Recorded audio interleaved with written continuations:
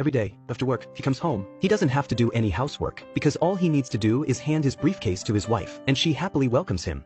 As usual, his wife takes out a bag of money from the briefcase and starts organizing it by denomination. Afterward, she quietly complains a little. 갑자기 돈이 생긴 게네. 뭘 해야 될지 모르겠어. Because not long ago, being a lawyer, he keenly noticed an opportunity in property registration. It was in 1978 when the housing market in Korea had just boomed. A large number of people rushed into the real estate market, and the government was overwhelmed by the people coming in to register their properties. So the government set a precedent allowing lawyers to handle property registration. The job of the lawyer was to make it look like they were working at court, stamp a few papers and collect a hefty registration fee. So the brave ones made big money first. John, who had never been taken seriously by his peers, was a third-rate lawyer with only a high school diploma, and it took him 7 attempts to pass the judicial exam.